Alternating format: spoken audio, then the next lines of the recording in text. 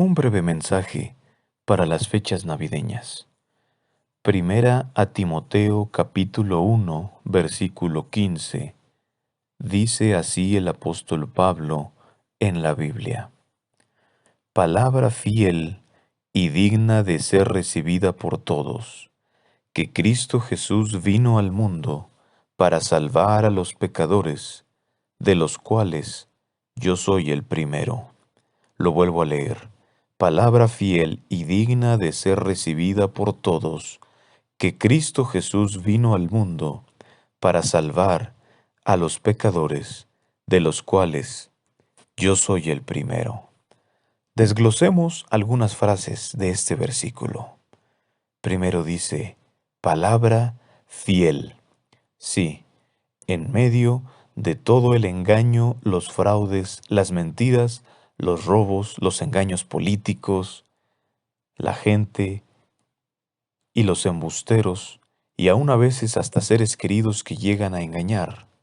En medio de todo eso y de todas las cosas que fallan y fracasan, incluso a veces hasta la ciencia misma frente a enfermedades que no les puede hacer frente, en medio de todo eso, hay una palabra, hay un mensaje fiel, que no falla, que no fracasa, que no miente, que es veraz y verdadero.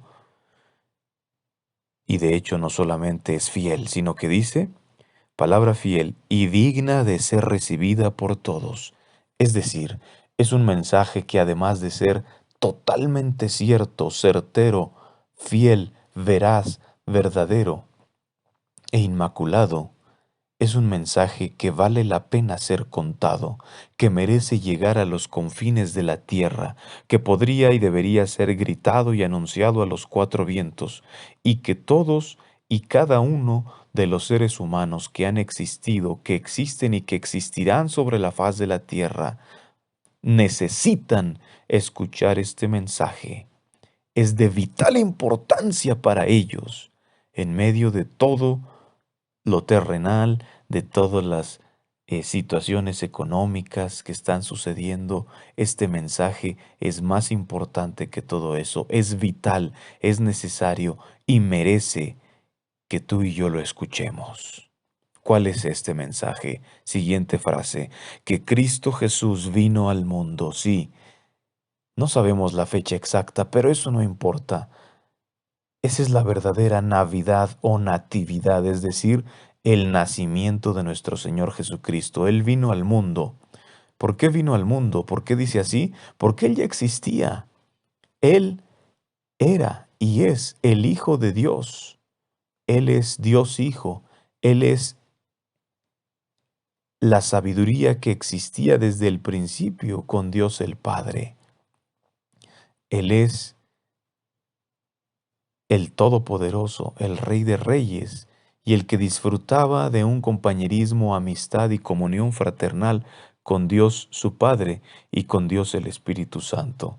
Pero Él se hizo hombre a través de un milagro conocido como la encarnación, nació en forma humana, de carne y hueso, como tú y como yo, para poder experimentar lo que tú y yo experimentamos en cuanto a tentaciones, pruebas, emociones, necesidades fisiológicas, tristezas, dolores, enojos, molestias, alegrías, trabajo y toda la vida humana.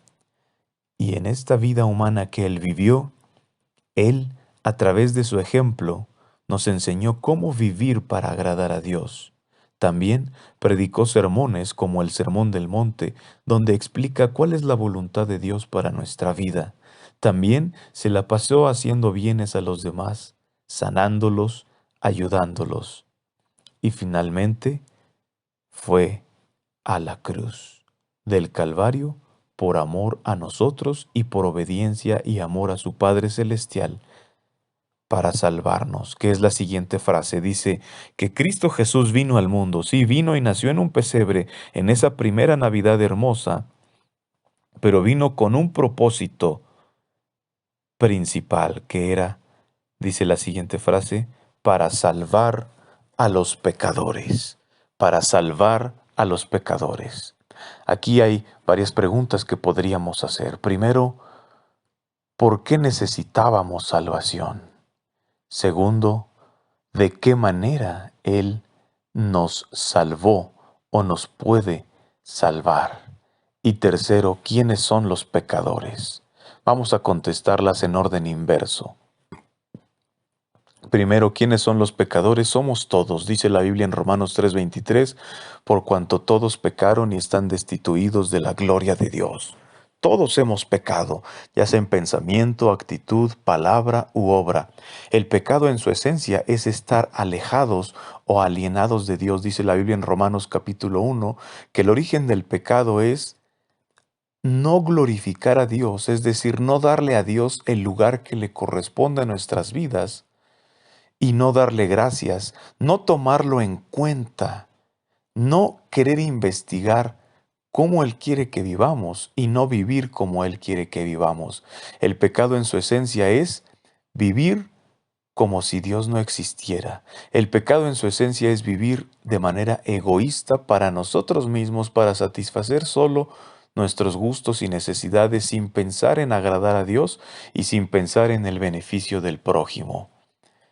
Y cuando vivimos así, sin tomar en cuenta a Dios, sin conocer, ni creer, ni obedecer los principios de Dios para nuestra vida, surgen resultados y frutos que son otros pecados, como soberbia, egoísmo, orgullo, vanidad, malas palabras, groserías, mentiras, difamaciones, críticas, calumnias, chismes, peleas, pleitos, orgías, borracheras, homicidios, idolatrías, hechicerías, desobediencia a los padres y a las autoridades civiles, rebelión, invención de otras maldades, homosexualidad, lesbianismo, divorcio, adulterio, fornicación, casarse después de haberse divorciado,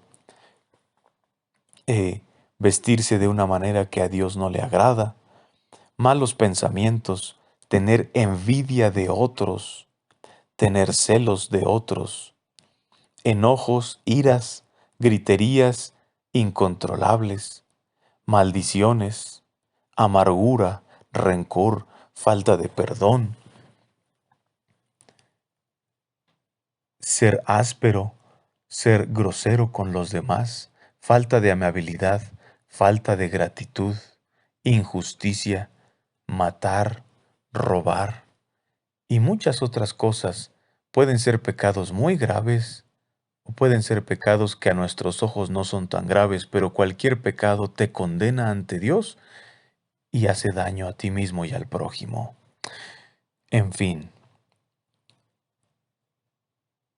¿por qué necesitábamos salvación? Bueno, porque el pecado nos ata, produce consecuencias en las cuales nos volvemos esclavos de nuestras pasiones y aunque queramos salir, no podemos. Además, el pecado trae consecuencias, no solamente a nivel personal e interpersonal aquí en la tierra, sino la consecuencia mayor, como dice Romanos 6:23, la paga del pecado es la muerte, es decir, la muerte que significa separación de Dios por la eternidad. Dice la Biblia que la ira, o sea, el enojo de Dios, se revela desde el cielo contra aquellos que no creen a la verdad, sino que se complacen en la injusticia. Y dice la Biblia que todo aquel que no cree en Jesucristo, entendiendo este creer no solamente como un asentimiento mental, sino, más adelante lo explicaremos, un compromiso con Él y una fe en Él. Pero el que no cree en Jesucristo, la ira, es decir, el enojo de Dios ya está sobre él y merece un castigo que Dios quisiera anular porque Dios nos ama demasiado, pero si no lo anula, dejaría de ser justo y el universo entraría en caos. A ese castigo se le llama una eternidad sin Dios en el lago de fuego. Por eso necesitamos y necesitábamos salvación. ¿Cómo Dios nos salva? Bueno, Jesús no solamente vino y enseñó cómo vivir y no solamente ayudó a la gente, Él murió y a través de esa muerte en la cruz, de manera mística, misteriosa, pero cierta y poderosa, a través de un mecanismo difícil de explicar que no me da tiempo de exponer aquí, pero que es maravilloso, De esta manera dice la Biblia que su sangre, la sangre que Él derramó en la cruz, nos limpia de todo pecado, es decir, nos purifica.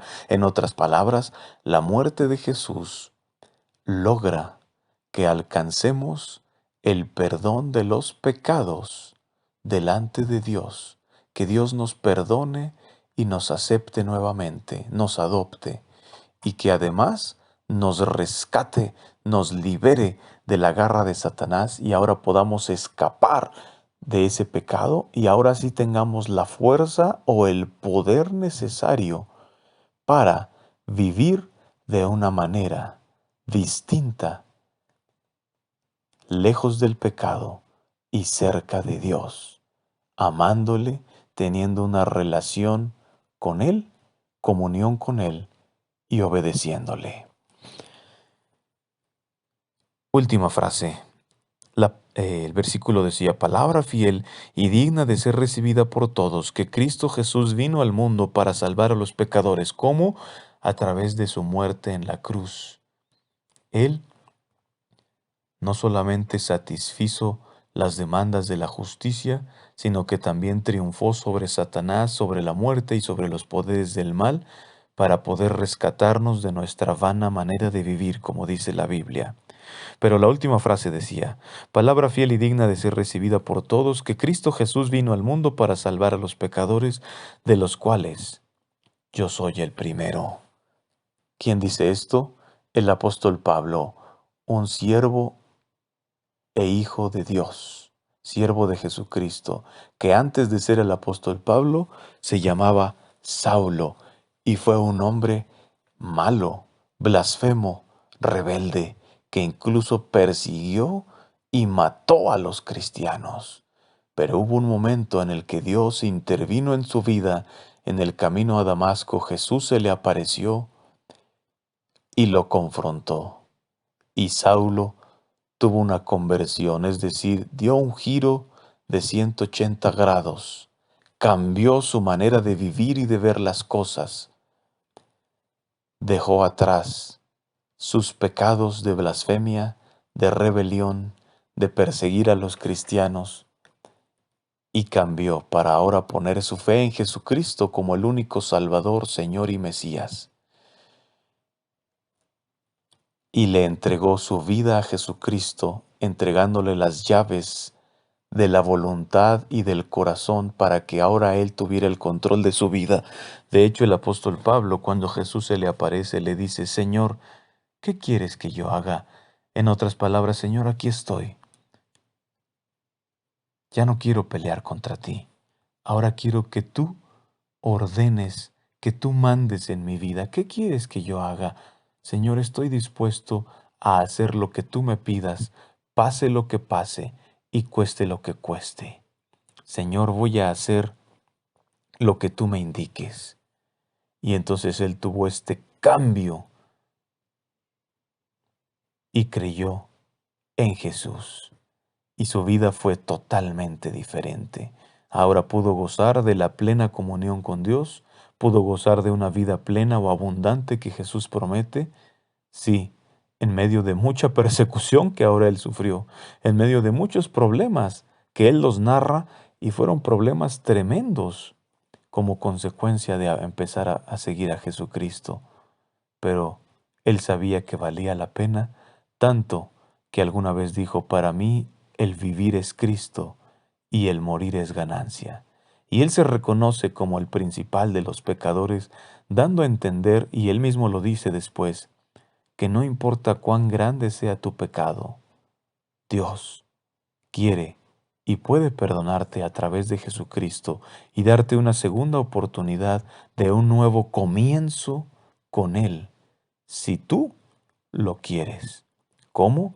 A través de este cambio, de darle la espalda a tus antiguos hábitos y a tu egoísmo y decir, Señor, aquí estoy, ¿qué quieres que yo haga? Señor, estoy dispuesto a que tú controles mi vida, mandes en mí y todo lo que tú me digas, pase lo que pase y cueste lo que cueste, le estoy dispuesto a hacerlo y me agarro de ti.